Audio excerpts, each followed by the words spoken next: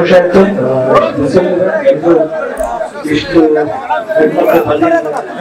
ಮಾತುಕತೆ ಹಾಗೂ ಇವತ್ತು ಎಸ್ಪೆಷಲಿ ನಮ್ಮ ಇಂಡಸ್ಟ್ರಿ ನಮ್ಮ ವಾಣಿಜ್ಯ ಮಂತ್ರಿ ಸರಗೋಜಿ ಇರ್ಬೋದು, ಸುರೇಶ್ ಅವರು ಇರ್ಬೋದು, ನಕ್ಷತ್ರವಾಗಿ ದುನಿಯಾ ವಿಜಯ್ ಅವರು, ಅನುಶ್ರೀ ಹಾಗೂ ಸಾಕಷ್ಟು ಕಲಾವಿದರು ಬಂದಿದ್ದಾರೆ. ಈಗ ಬರಕ್ಕಾಗಿಲ್ಲ, ಮೋಷನ್ ಎಕ್ಸಾಮ್ ಮಾಡ್ಕೊಂಡು ಬರ್ತಾರೆ, ಶ್ರೀಕರಣ ಬಂದಿದ್ದಾರೆ. ಆ ತರ ತುಂಬಾ ಜನ ಬಂದು ಸಪೋರ್ಟ್ ಮಾಡಿದ್ರು. ನಮ್ಗೆ ಬಹಳ ಖುಷಿ, ಬಹಳ ಹೆಮ್ಮೆ ಅನಿಸ್ತು. ಏನಿಲ್ಲ, ಈಗ ಹೇಳಿದಂಗೆ ಈ ಮೇ 7th ವರೆಗೂ ಏನ್ ಇವತ್ತು ಈ ಪ್ರೀತಿ ವಿಶ್ವಾಸ ತೋರಿಸಿದ ಮೇ 7ನೇ ತಾರೀಕು ಇದೇ ತರ ಕಾಪಾಡ್ಕೊಂಡ್ಬಿಟ್ರೆ ನಿಜವಾಗ್ಲೂ ನಮ್ಗೊಂದು ಧೈರ್ಯ ಬರುತ್ತೆ. ಯಾಕಂದ್ರೆ ನಾವೇನೋ ವಿಶ್ವಾಸ ಇಟ್ಕೊಂಡು ಮುಂದೆ ಬಂದಿರ್ತೀವಿ, ನೀವು ಅದೇ ವಿಶ್ವಾಸ ಇಟ್ಕೊಂಡು ಮಾತಾ ಕೇಳಕ್ ಬಂದಿರ್ತೀರ. ಸೊ ಈ ವಿಶ್ವಾಸ ಯಾವಾಗಲೂ ಸ್ಟ್ರಾಂಗ್ ಆಗಿರ್ಬೇಕು ಅಂದ್ರೆ ನಿಮ್ಮ ಆಶೀರ್ವಾದ ಬೇಕು. ಯಾಕಂದ್ರೆ ಒಂದ್ಸಲ ಎಲ್ಲರಿಗೂ ಅವಕಾಶ ಕೊಟ್ಟಾಗ ಒಂದ್ಸಲ ಗೆದ್ರಿಗೆ ಅವಕಾಶ ಕೊಡಿ, ಖಂಡಿತ ಅವ್ರಿಗೆ ಕೆಲಸ ಮಾಡ್ತಾರೆ.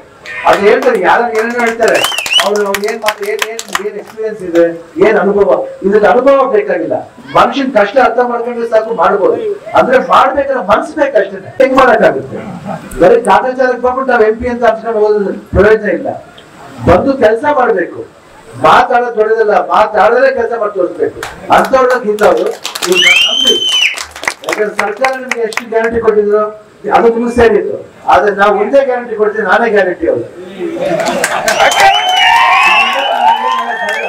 ಎಷ್ಟೊಂದು ಅವಕಾಶ ಕೊಟ್ಟು ನೋಡಿ, ಅವ್ರಿಗೆ ಮಾಡಕ್ಕಾಗಲ್ಲ ಅಂತಲ್ಲ, ಖಂಡಿತ ಮಾಡ್ತಾರೆ.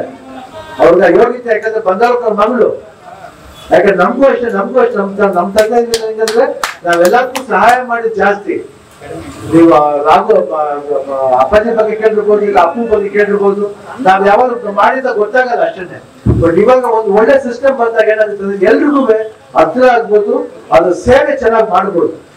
ಅದರಿಂದ ನಂಬಿ ಯಾವಾಗ ಭರವಸೆ ಬೇಕು, ಭರವಸೆ ಕೊಟ್ಟು ಮಾಡಿ. 100% ನಾವು ಬೇರೆ ಯಾರು ಏನ್ ಮಾಡ್ತಾರೆ ಕೇಳಲ್ಲ.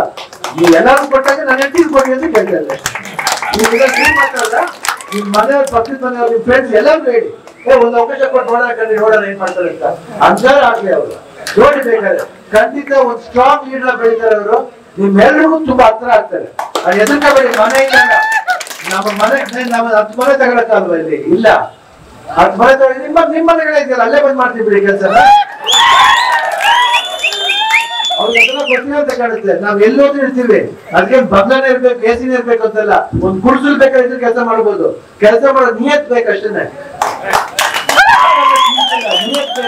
ನಿಯತ್ತಿಂದ ಮಾಡ್ತಾರೆ ಅವರು. ನನ್ನ ನಂಬಿ ಇಷ್ಟ ನಾನು ಮಾತು ಮುಗಿಸ್ತೀನಿ. ಜೈ ಹಿಂದ್, ಜೈ ಕರ್ನಾಟಕ. ಮತ್ತೆ